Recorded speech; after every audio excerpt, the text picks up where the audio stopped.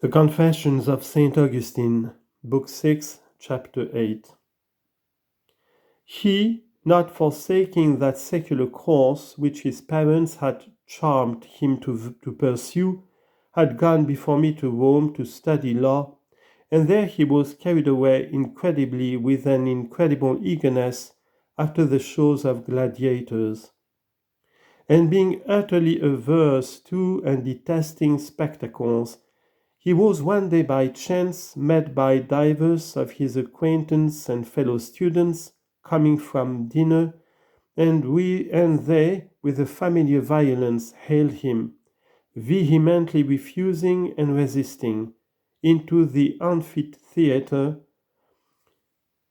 During these cruel and deadly shows, he thus protesting, "Thou you hail my body to that place during these cruel and deadly shows,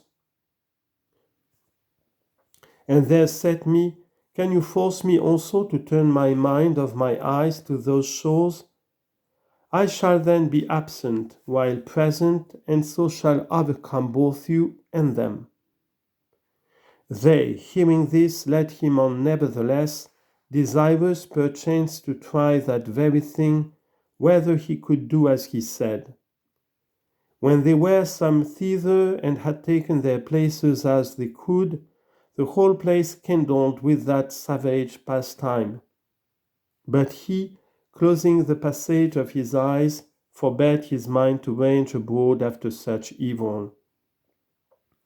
And would he had stopped his ears also, for in the fight, when one fell, a mighty cry of the whole people striking him strongly, overcome by curiosity, and as if prepared to despise and be superior to it whatsoever it were, even when seen, he opened his eyes and was stricken with a deeper wound in his soul than the other, whom he desired to behold, was in his body.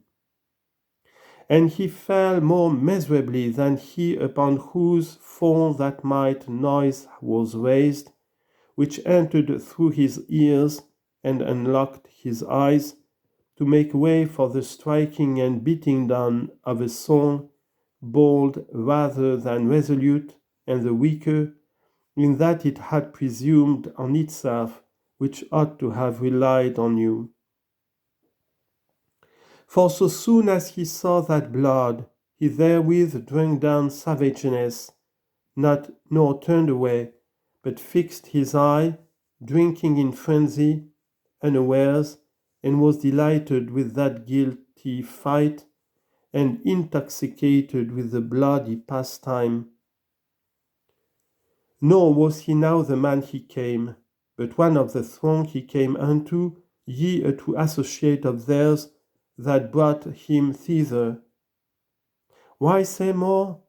He beheld, shouted, kindled, carried thence with him the madness which should goad him to be turned not only with them who first drew him thither, but also before them, ye, and to draw in others.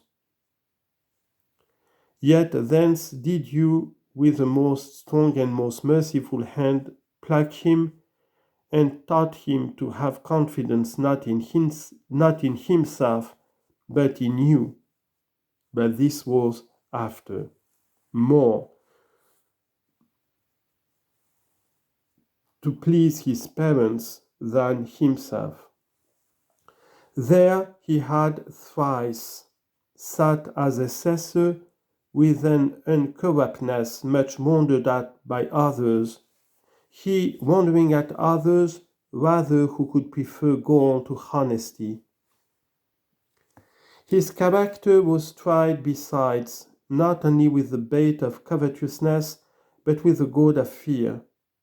At Rome he was assessor to the Count of the Italian treasury.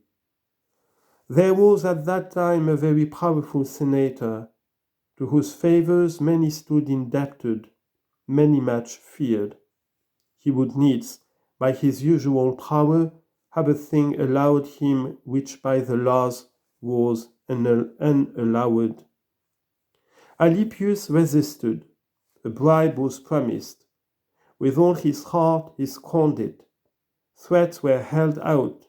He trampled upon them, all wondering at so unwonted a spirit, which neither desired the friendship nor feared the enmity of one so great and so mightily renowned for innumerable means of doing good and evil.